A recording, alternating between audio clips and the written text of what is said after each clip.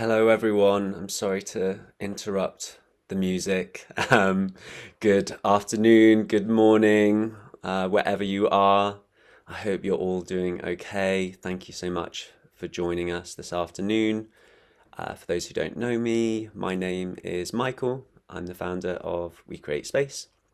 And if you don't know about We Create Space, we're a global collective of LGBTQ plus change makers, really trying to empower our communities and allies with tools, knowledge, and support networks for self care, for personal growth, and this concept of queer leadership and queer allyship.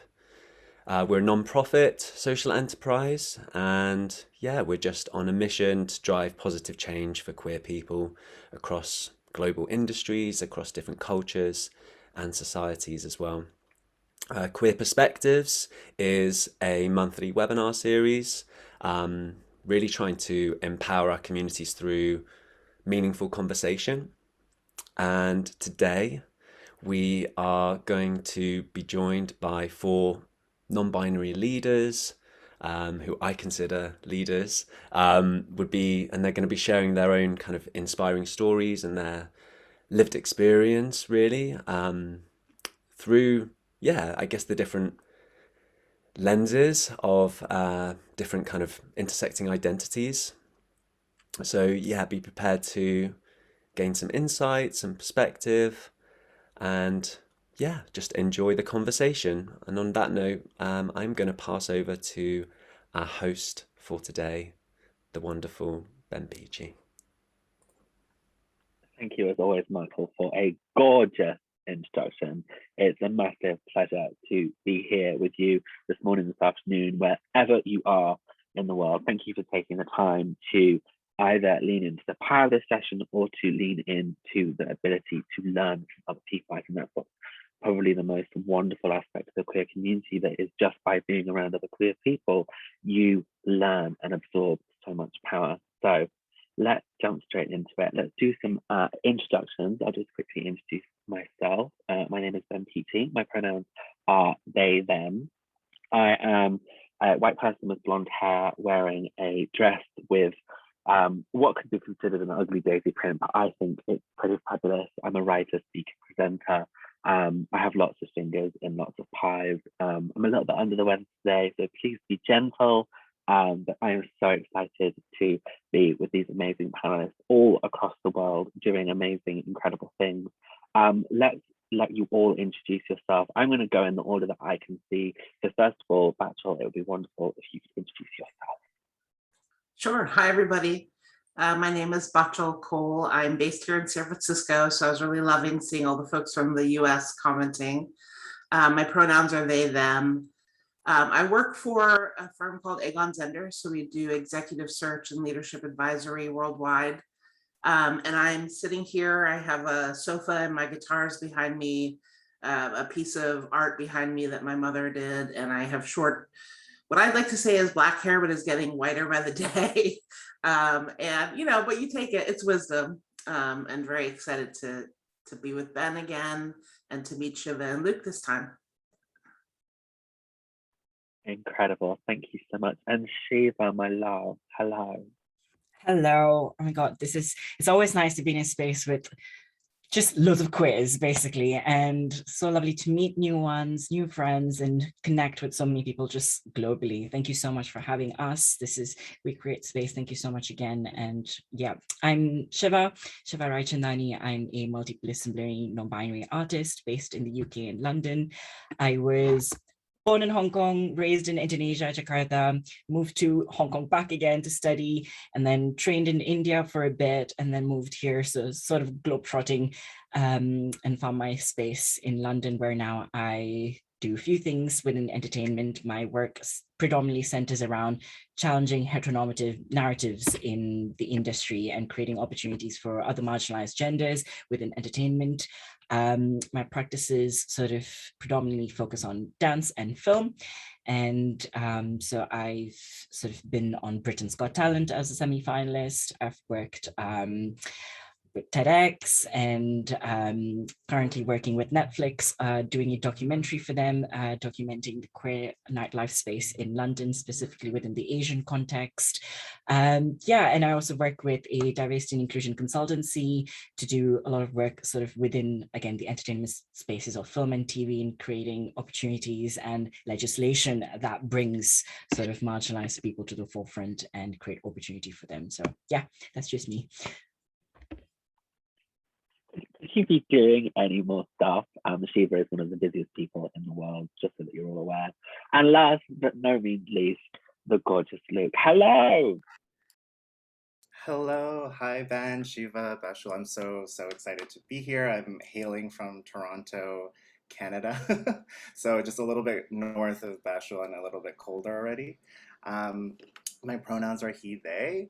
I am a queer non-binary artist based in Toronto. I'm currently the lead of accessibility and inclusive design at Click Health, which is a marketing agency based here in Toronto and in Philly. I also am the co-founder and design director of Desolate Creative, which is a proudly multiracial, cross-cultural, and queer-owned purposeful design studio here. So a lot of the work that I do is essentially making things pretty, but also making a difference, hopefully. Influencing a lot of internal creative and culture, corporate social responsibility, D&I efforts. Yeah, I find the best work for me is at the intersection of creativity, empathy, purpose, accessibility, queerness, storytelling. So ultimately, I just want to help all equity-seeking groups so that they can bring their whole selves to work and in life, and to be celebrated and succeed for that, and not feel like they have to dull those things.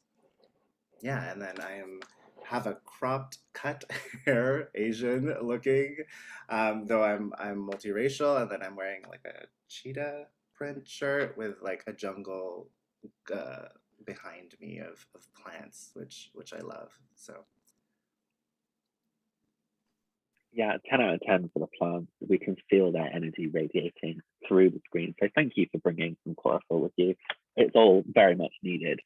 Obviously, today we are talking about non-binary leadership, but what's really interesting that for many of us, we wouldn't be the people we are today without thinking about what's happened in our past. And so I guess I'd like to open the floor to all three of you, is to maybe if you can share or talk about your own journey of self-exploration and expression as a non-binary person and what that's looked like for you. We'll come to you first, Luke. yeah, I mean, for me, it all feels quite new still. I think I've just seen a lot of power in a lot of non-binary folks owning their identities in the last even couple of years. And I think, so I've led the queer employee resource group at my work, and a lot of that has included a lot of holding space and creating safe spaces for queer folks. And I never really thought of how that changed me. I think I was just so focused on creating space and helping queer folks succeed, and I was like not realizing I was getting changed in the process. So there's a few folks at work that were also kind of coming out and finding their identities, and I was seeing other folks kind of out in the world, and I was really inspired. And it's funny, I think we think we're done at different points in our lives, and then we realize there's more to unfold and more to discover. And yeah, I mean, if it wasn't for a queer community kind of creating safe spaces with each other, I don't think I would have discovered there was more to me than I thought. So yeah, there's so much power. I think we forget that we're more than just us. We're our community. We're the people around us. And the same question to you, Shiva. What does your journey of self-exploration, expression, what does that look like for you? I know, because we've talked about this a lot, so I'm ready for this.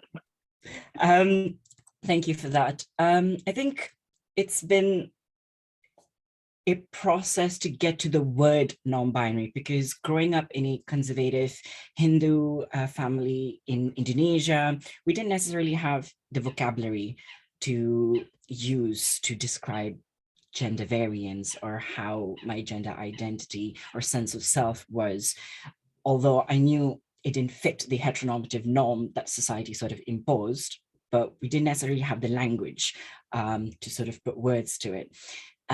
Nor did we have any template or reference to see queerness out there and be like, I could be that, or that's something that I resonate with.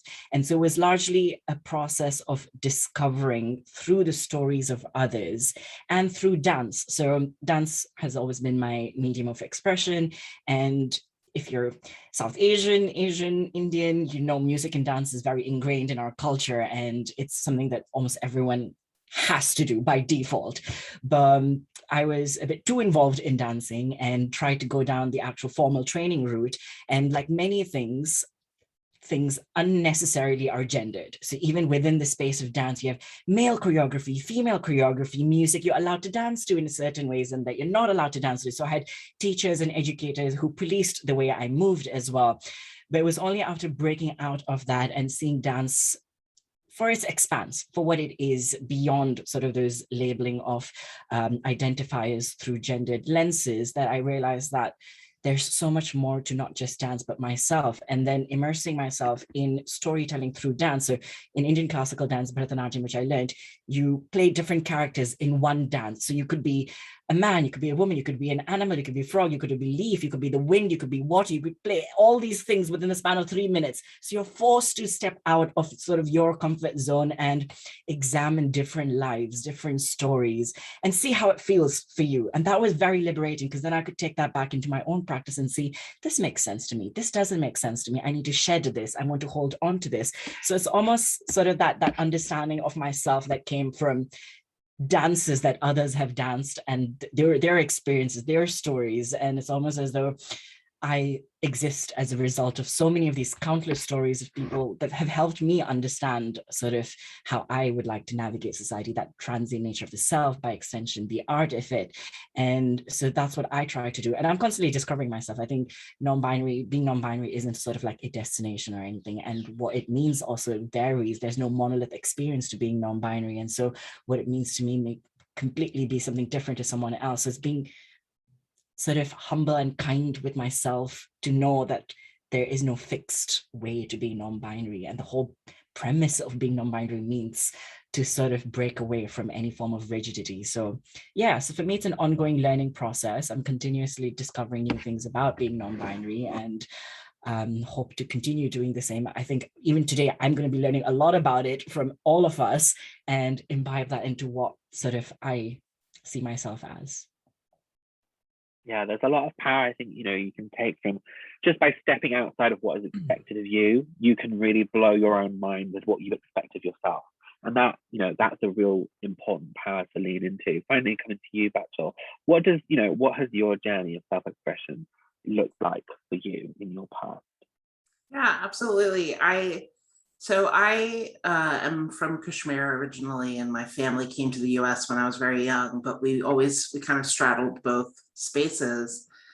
And so in addition to, my journey with my gender identity, and I'm a child of the 80s and 90s. So there not only wasn't a lexicon available, but there was no Googling, there wasn't a lot of sort of safe virtual spaces for me to go explore. So I'd be tucking secretly into libraries or bookstores, and growing up in New Jersey, having access to the Village Voice, which was this great newspaper from New York City, kind of plugged me into the queer community, but there still wasn't there was no one there to explain to me sort of the full lexicon of possibilities, right? And so a lot of my youth was just shaped by otherness. Like when I was in New Jersey, I was too Kashmiri or too much of an immigrant to be American. And when I was back home, I was now the American grandchild or American cousin. And then, I've been this size since I was like 12. I don't know, I just grew really quickly. So I was always too masculine for the girls, but I wasn't a boy because I've always been very sensitive and always had a lot of feelings and emotions. And it was, so when I look at my childhood, I feel like in order to survive, I just started playing parts. So I'd kind of look at someone and I'd be like, okay, I'm gonna behave like bits of that, and then I'm going to behave like bits of that. And it was all about how do I blend in? How do I survive? How do I not stand out? Or I knew something was different, but I didn't want anybody else to pick up on it either because I couldn't explain it, you know? And there's actually this quote. So I'm, one of those embarrassing older people who's on TikTok, so I don't know how to figure out who said it. But I saw this thing that said, maybe the journey isn't so much about becoming anything. Maybe it's about unbecoming everything that isn't really you, so you can become who you were meant to be in the first place. And that quote or statement hit me so hard because when I was in my mid 30s, I started to learn about the trans community and the non-binary community. And I was just like, where was this 37 years ago?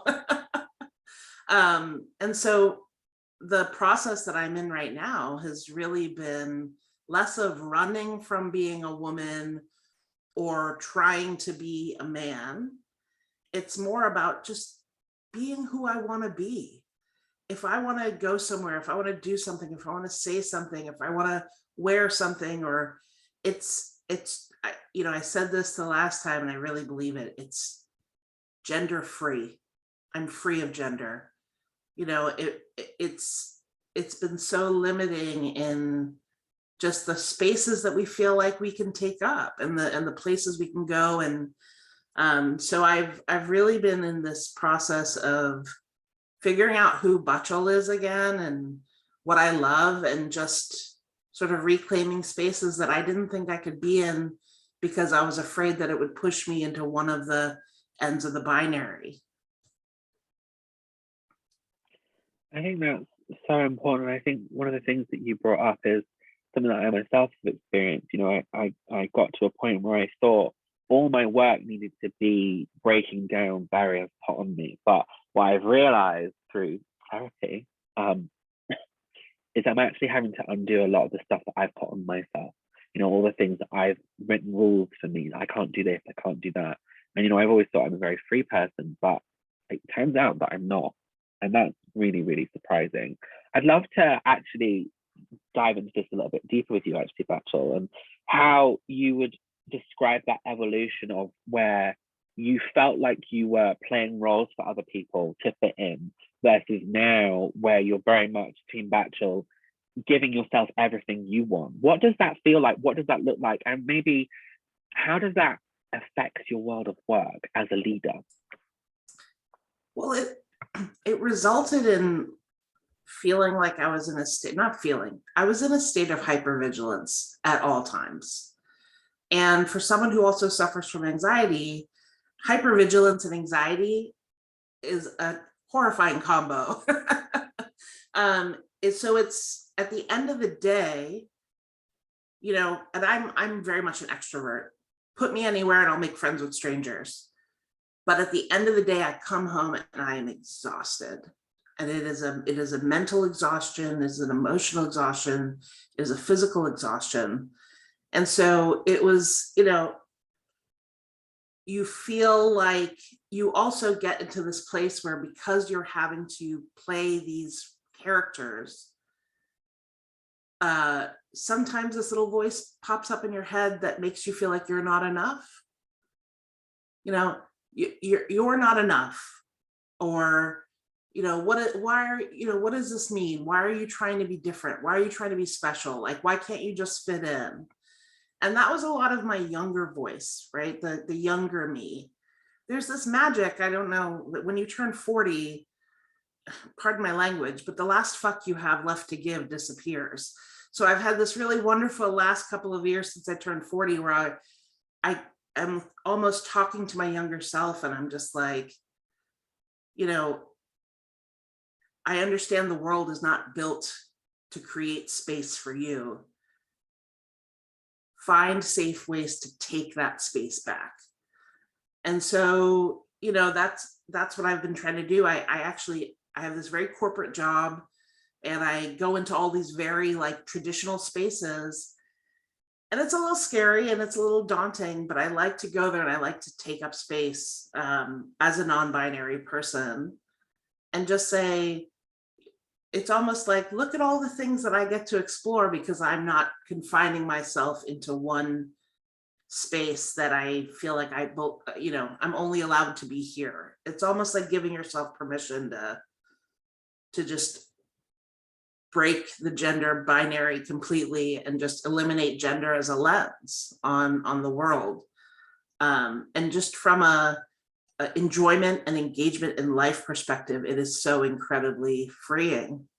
And the aperture of what's beautiful about this world really kind of unfolds in front of you.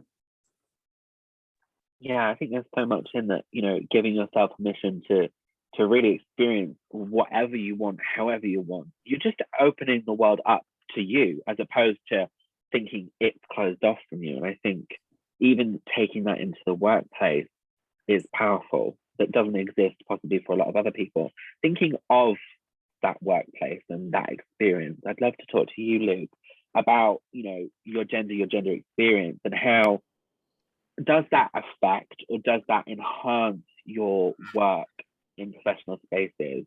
And I guess from that experience, what we can take from gender non-conforming leaders in those spaces.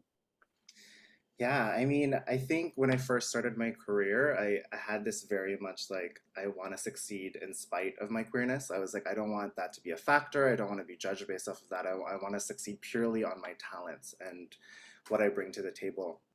And what I found is like, saying like, I don't want to, tap into my queerness is like saying, I don't want to breathe. It's like, it's not really an option. It's happening all the time. It is who you are. It is there. Yeah, so I had a very rough first decade, I think, initially, because I did work with some amazing leaders and then other leaders that were homophobic or oppressive or caused a lot of harm. And I didn't have the language or the understanding to know those dynamics and be able to put words to what was happening to me. So actually in my first job, I was let go, not for anything I did, but basically I think just part of it was being queer and like part of it was other things, but I didn't know how to like process that at the time. And then it would take a lot of kind of actually doing things that resonated with me in terms of working in nonprofit and like digging deeper into kind of what actually resonated for me, not just as a worker, but as a queer person. And I think I found spaces where I asserted my queerness up front, whether I was like applying for jobs and made sure that was clear, because I wanted to make sure where I worked was safe, and that's not always guaranteed in workspaces. And I think now, having like moved to a company that has celebrated queerness, creating my own company that is queer owned, and like, we can support queer folks and workers and freelancers and collaborators. There's a lot of strength in being, a non-binary, gender non-conforming queer leader. It's your subjectivity is your superpower. It allows for a lot of like creativity, empathy. Like there's a lot of understanding that queer people hold about life. And one could say that like through the pandemic, we've learned that like actually the softer skills have been some of the most important, the people that are able to empathize and hold space. It's been the biggest thing. So I think queer people, I've in the last few years have been far more focused on how to leverage queerness as an advantage versus something that should be like, put to the side. And I think that shift makes sense because back in the day, it's like your queerness could get you fired. And now obviously there's different laws in place, and depending where you live, the laws can be really different. But it's hopefully something you can bring to the table at work too, because our lives don't stop, our identities don't stop when we walk into the door of our workplaces or virtual doors of our workplaces. It's always there. So I think you have to find workplaces that celebrate that, and if they don't work there, because it's not worth it. And I think we inhabit so much of our lives in our work that we should be able to be ourselves wherever. I don't think it's optional. I think that's a really important point that you bring up, because when you are the only queer or gender non-conforming person in a space, you can get so easily frozen out just by bringing up an opinion that doesn't sit with the rest of the room. I don't know what it is about people outside of the community, but they just form this common sense bond and they make you feel ridiculous for being queer or for bringing that up. Have you ever experienced that you made to feel like I should hide this because they think I'm ridiculous? Yeah, I mean, I think there's a lot of gaslighting that can occur in workplaces, especially if you're the only, only this, only that, and then that applies also to race, or if you're the only woman on the team, you're the only non-binary, and it's hard. There's power in numbers, and I think, which is why I think employee resource groups or communities of care are very important, because sometimes to hold space for yourself, to be yourself in a majority team that isn't, like you, takes a lot of emotional labor. It takes a lot of confidence and a lot of resilience. And I think obviously that the community is quite resilient and powerful, but again, it's exhausting to have to be the strong, resilient queer person all the time, right? Sometimes you want to be able to break or be imperfect or not be excellent, because we're also like always in this, when you're from a marginalized or equity-seeking group, you have to be like the best non-binary person. You have to be the best POC. You have to be, and that in and of itself is also exhausting, because like sometimes I think it's never enough.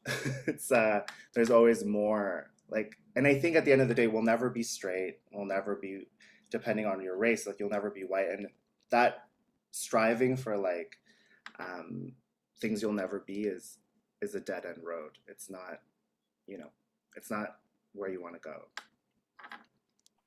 Yeah, I think that's so important. It's a waste of your energy, your power, your talent, and your time on this planet. Ultimately, it's just a false idol to chase from. Thank you so much for your perspective on that. Like, I think there's a lot that we can unpack and learn. I think it's important that you touched on, groups seeking equity. There's a wider conversation within gender, and that's race and religion. I'd love to talk to you, Shiva, about how your gender intersects with the other parts of your identity, because when I don't know if people outside the D&I marketplace understand this, but you get booked for being a certain thing.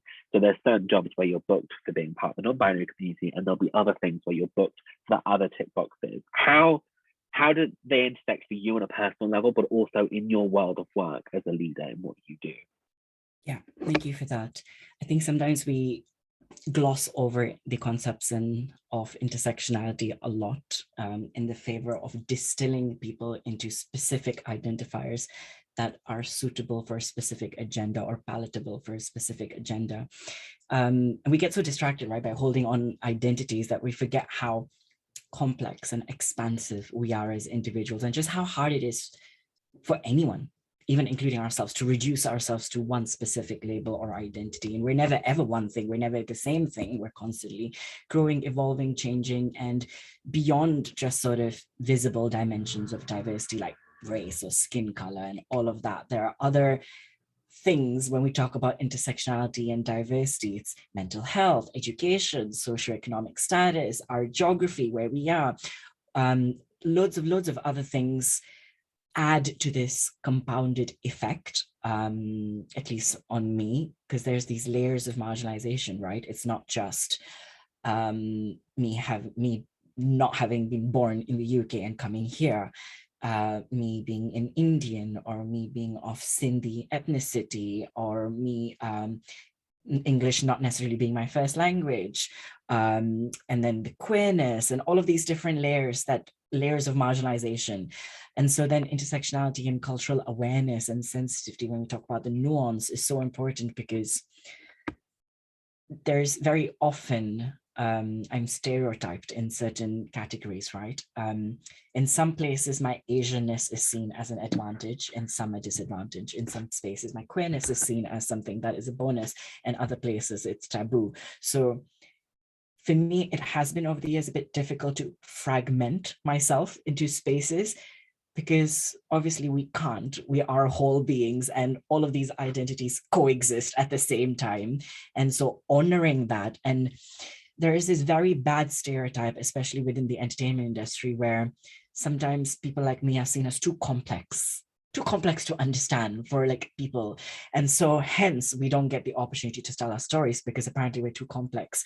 You can't be Indian and brown and queer and femme and all of these things at the same time, because that's too much. That's too much, which I challenge because there's beauty in that. And there's so much to explore within those sort of different identities that coexist at the same time, and picking and choosing and breaking those apart does a disservice to all of us, even if you don't identify in the same way, because you yourself have so much to offer.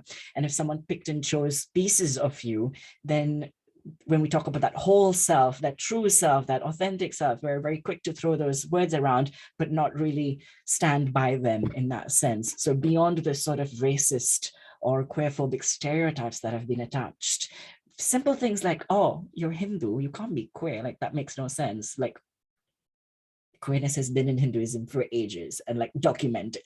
So stuff like that, where assumptions are made based on who I am. And so it's sort of, again, getting people to question those assumptions and understand why they need to sort of debunk those prejudices, to have empathy for difference, because I think it's an empowering lesson sort of in when we talk about solidarity, right? By emphasizing the shared commonalities that we share, but also highlighting those intersectional differences through cultural filters, because at the end of the day, we exist as a collective, as a society, as a community, as a result of various intersectional movements. And so our struggles, our fights, our goals, our ambitions should be complementary, should assist one another so that we can move forward together. I mean, let alone white dominant spaces, there's no point in delving into that. But even in our own queer communities, right, we experience gatekeeping. We're fighting discrimination, racism, transphobia, even within the community where queer people of color are most marginalized. So it's sort of looking within our circles as well, because then that ripple effect is created as well. So yeah, many times I've been forced to assimilate culturally in order to fit in, and have to alter myself. Back in the day, I can think of an example when I was doing Britain's Got Talent, the team or there recommended me to change my name because it was apparently too complex. I'm like, it's 2 syllables, it's Shiva. Like, how complex is that? And they were like, we need to anglicize it to make it a bit more, you know, easy and peppy. And so I'm like, why alter who I am? Like, that makes no sense. So various things to keep in mind, but I think we have to show up as our whole selves and ensure that people see us for everything that we are and everything that we can be. I think what's really interesting there is, you know, we've talked about sort of the undertones of not only our own community, but also the world we're living in. You know, one thing that we all know and understand at the minute is that everything is about consumption. It's about what we can take from others. And, you know, we have to understand, very sadly, that in our world, we are only accessible if we're consumable. And, you know, what the internet wants, what brands want, is little bite-sized chunks that are really easy to swallow. The minute you offer complexity, it gets stuck in someone's throat. And that's why people rally against it. And they're like, you can only be one thing. And suddenly it makes queer people feel like we're playing intersectional Pokemon. You know, you've got to collect them all. But what if I'm 8 of the list of 20 things? I represent so much, but so does other people. And it's a really ugly world. On the flip side of that, also, there's this then weird understanding or assumption that there's one way to be. So when people come to me as an Indian Bollywood performing queer person, they're like, oh, could you like wear a sari and wear this and wear, they want the ethnic aesthetic of me, but not me.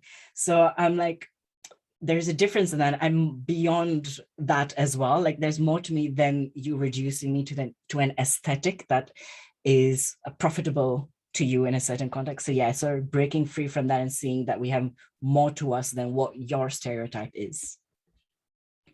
Yeah, there's just so much power in those thoughts and feelings. And, you know, often we talk about privilege, but what we actually really mean is power and access and what we can do as people. I just really let that sit with you. If you take one thing from today, is just how much power you hold in your intersection. And I think as not only non-binary people, but all our intersections, we hold that power, and it's our gift to be able to share that with the world.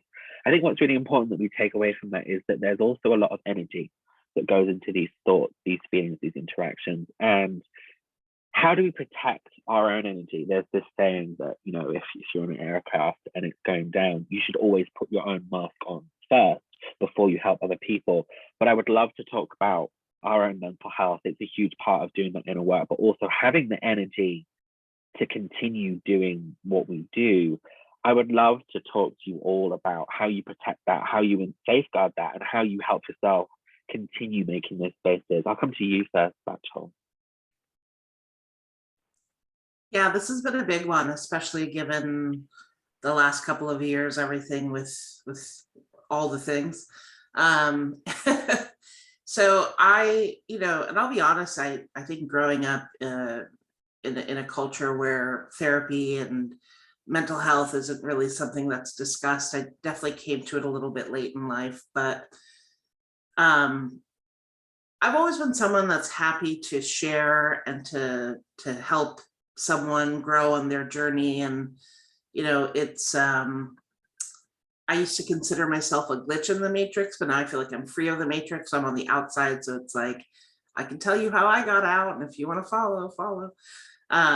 But there are days where so for example, when I'm talking to people about breaking the binary, the people who I have the most trouble with in the conversation are my cis male friends.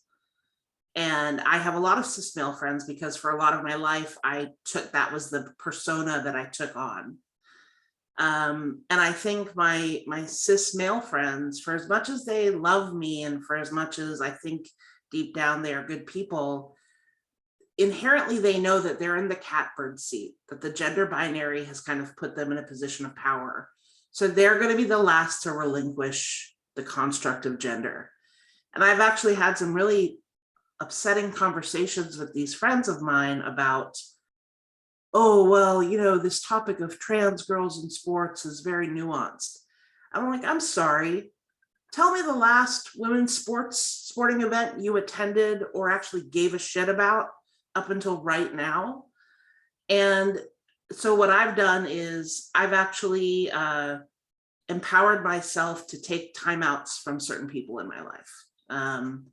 And I've been very open and honest with them because I think it helps them understand that I'm just not ghosting or I'm not just busy, but they need to evaluate our last interaction and understand why I need to take time away from them. And so it's perfectly acceptable and okay to reclaim your time and reclaim your space and to surround yourself with people who care for you and love you. And my wife has actually been really helpful because sometimes the interactions are so distressing, I don't even know how to respond.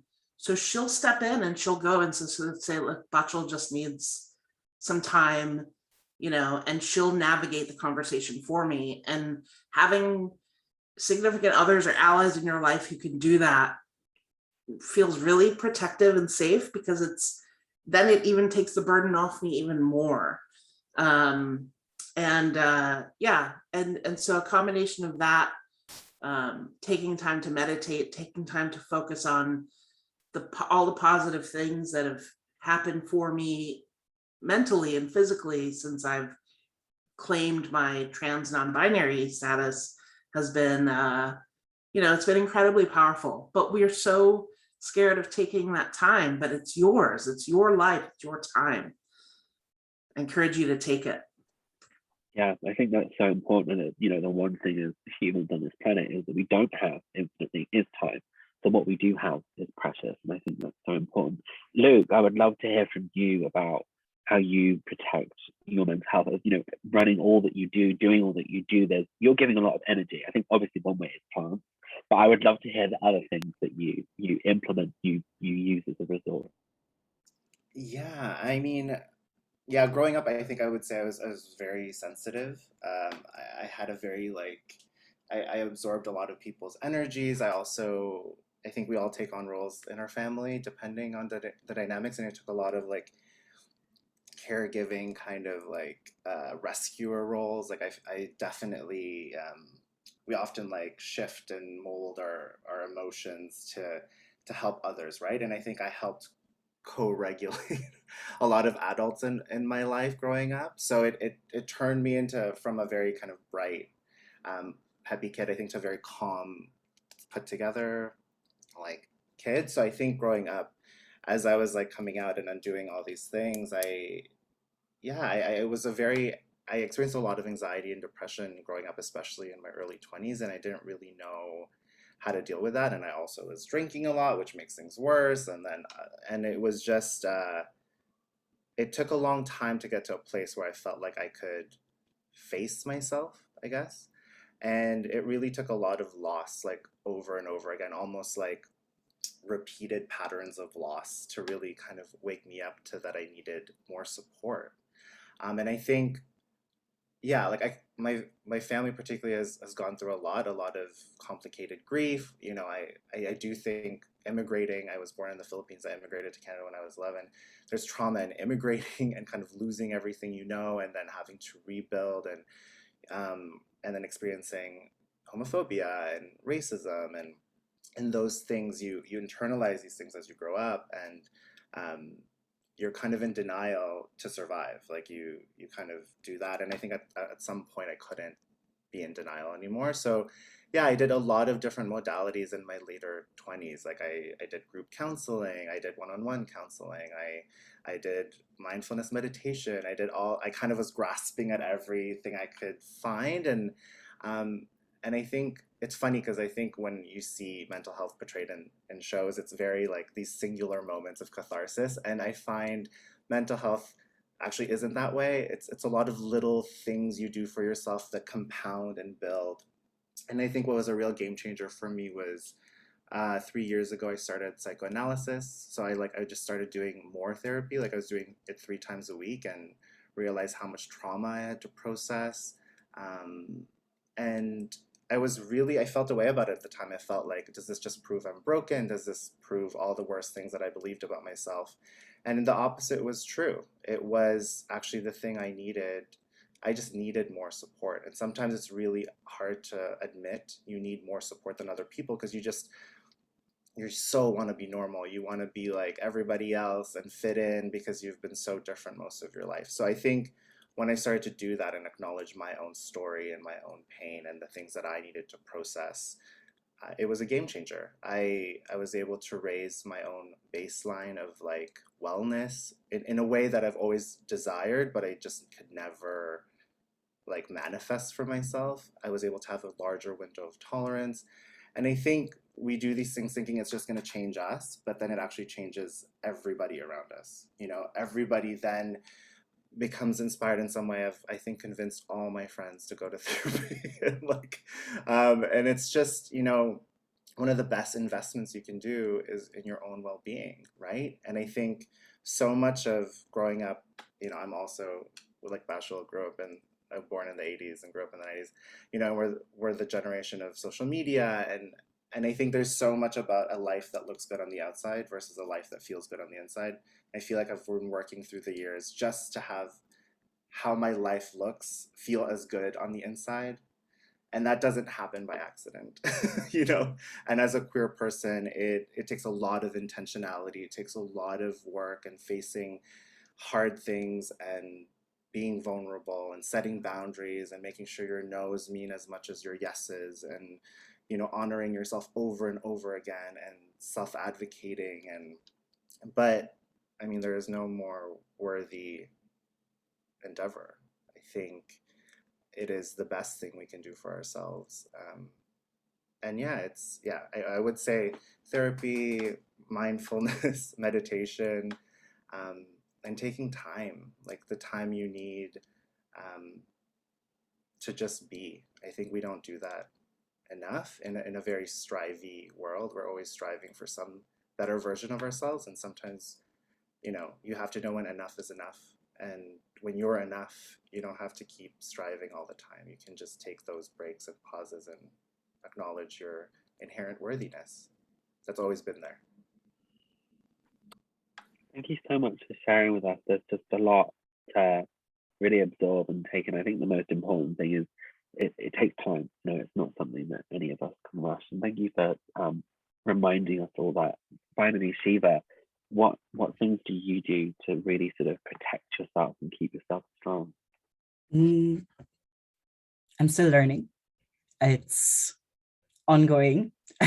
There is no template or sort of manual to this. I feel like we've talked about being hyper vigilant, hyper visible, being just a queer person of color can just be very exhausting. We offer a lot of ourselves into our daily lives. We give. We feel the need to give, but at the same time, we consume a lot. We're in an age where we're like constantly taking in information and trying to be in the know, trying to stay updated in person, digitally. We're trying to show up, constantly show up, that we forget to show up for ourselves.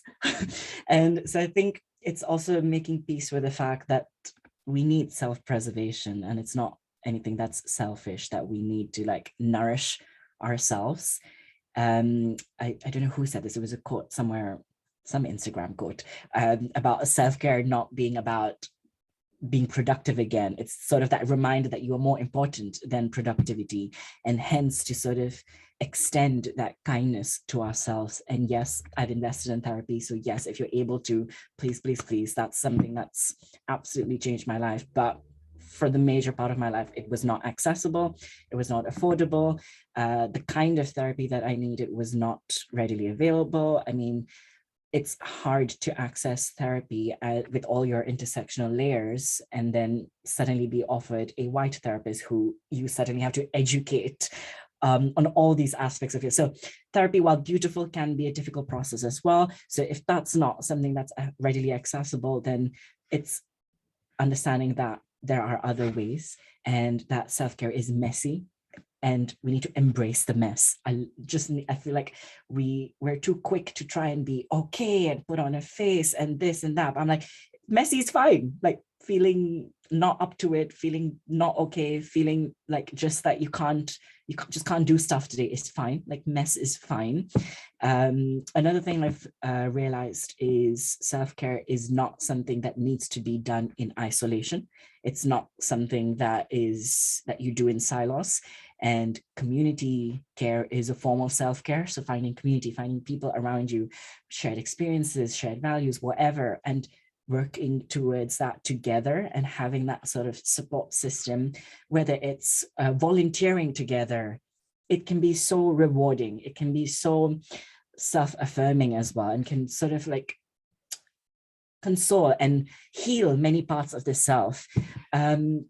There was one thing that I'd seen someone recommend as well when we talked about self-care. It was that, again, we talk about love a lot, yet we talk about giving love. And what would it look like if we practiced love languages on ourselves? What if we did words of affirmation for ourselves and just being okay with saying, like, I did this today, I did well, I did something small, or gifting ourselves, whether it's a flower or free time, giving ourselves quality time, whether that's journaling, meditating, or just standing out in the rain and soaking it all in and the smell around it, acts of service, just touching yourself, have fun with yourself, explore your body, just like, you know, put that love languages onto yourselves and offer that to yourself.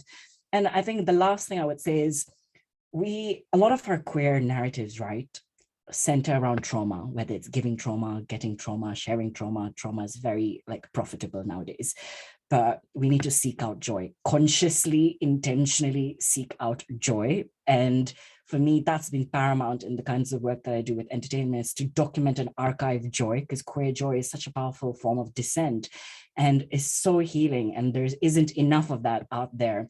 So yeah, I think consciously, actively seek out joy and hold on to it. So much power. We are running short of time. I have 3 things to add to that. First of all, if you are looking for therapy, I too have invested in therapy this summer without going into too much. It saved my life. It's why I'm still here today, a lot.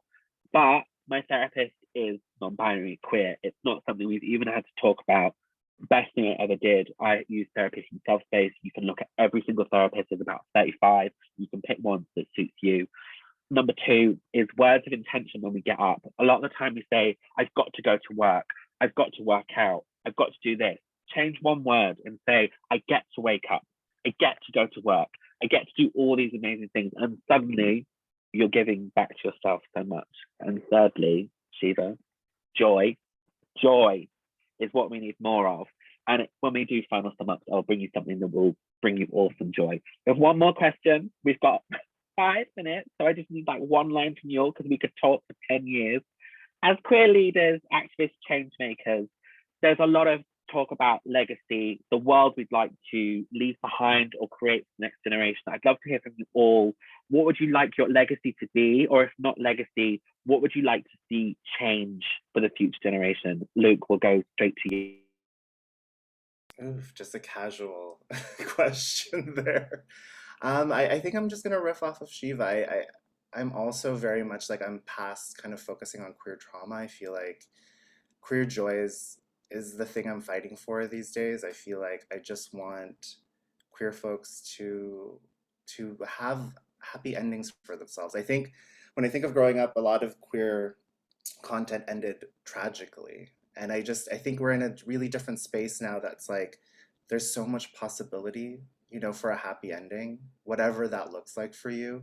And I just hope that we can all build a life that, you know, where our queerness is not, you know, it's just centered and we can live our lives and we have the communities of care that we need and we get to express our creativity and our talents and not feel limited or have to like dull our shine and yeah, just be able to fully express the fullest expression of ourselves as we are and kind of peel away all the veils of that others have put on us. But yeah, 100%. I hope my legacy is queer joy as a leader.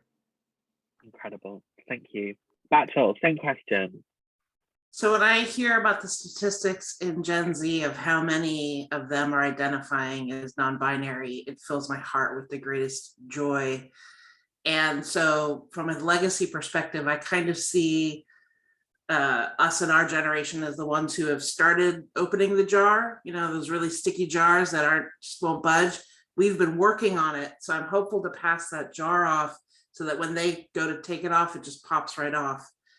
And in my current role at Aegon Zender, a big portion of why I'm there is I want to connect more diverse, more trans, more non-binary folks to these executive opportunities and just show the, you know, just get more folks into these spaces. And I, you know, one of the biggest things I'm focused on right now is highlighting the bias in the whole recruitment process. And so if that can be my corporate legacy to sort of blow it all up and show the bias in the system, that will fill my heart with joy.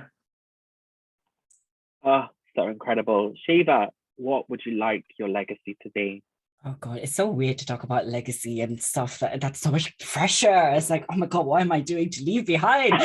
I think, I mean, yeah, extending on the fact of because of my work around storytelling and the arts and entertainment, I think definitely by continuing to archive the intersectional experiences of queer people, using that power of storytelling, paying homage to those who came before us, who fought for us to be here and to be able to do what we're doing, for the ones around us, and then for our future kids who will seek out stories and templates of radical joy. But also, again, going back to the fact that the word non-binary isn't everywhere universal. The language for it changes and everyone's approach to it is different. And so it's honing into the essence of what it means, the feelings of it, of breaking free from any of that rigidity that society places upon us and being happy with the mundane. I think we just need mundane, just being us, whoever we are, as we are.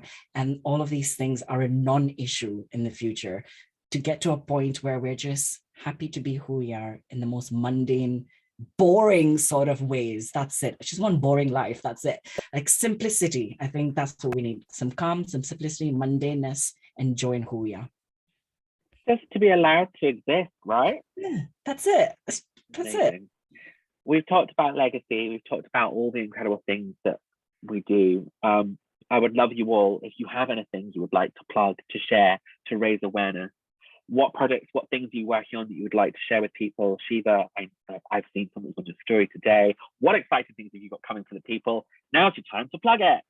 Oh no, I'm working on 2 films with love support. One is for Netflix. It's a documentary that documents the Bit and Beach, which is a pan-Asian drag collective in the UK. It's so hard for East Asians, South Asians to sort of break into this very white dominant industry in the cabaret scene. So it's a documentary on that. And the other film is a musical that's based on a South Asian romance. It's a non-binary wedding. So not many templates of that. So these are the 2 things that I'm working on, and all the love and all the good luck would be much appreciated. Incredible. Bachul, do you have anything to plug, promote, bring people's attention to? I don't. I support all those things, Shiva, but I do offer, you know, for folks, I am on LinkedIn. If you want to reach out, reach out. I'm just looking to grow my non-binary, my trans, my queer community. So feel free to connect. Incredible. And finally, Luke, what would you like to bring attention to? Yeah, I'm also can be found on LinkedIn. Love to just grow my network as well in terms of non-binary queer folks and leaders. I'm on Instagram at Luke Lopez, and also, yeah, follow Desolute Creative. We're definitely trying to grow our creative queer community in terms of collaborators and just trying to do purposeful design work. And hopefully leading that with a queer equity lens. So please, yeah, join us on LinkedIn and on Insta as well. So yeah, thank you so much. Incredible. Thank you all. Just a little plug for me. We've talked a lot about joy, especially from the perspective of non-binary people. My debut book will be out next spring, and it is all about non-binary joy. Stay tuned, follow me at Pechey to find out all about that. That is all we have time for today. Thank you, everyone. Thank you to Bachul, Shiva, Luke. Thank you to Michael and Melis, as always, for holding space for these conversations. That is your panel. Yeah, thank you so much. Just going to echo that. You've all been wonderful, and yeah, I always enjoy listening to you. The next Queer Perspectives is actually happening on the 28th of October. It's on the topic of queering faith. Gachatin Sandhu is going to be hosting that Nanu. It's going to be great. We've got Sonny Thakkar and who else? Johnny Benjamin as well joining that one. If anyone would like any more information on what we do at We Create Space, just reach out, and we're always here. But looking forward to see you soon. Enjoy your afternoon. Thank you very much. Bye, folks.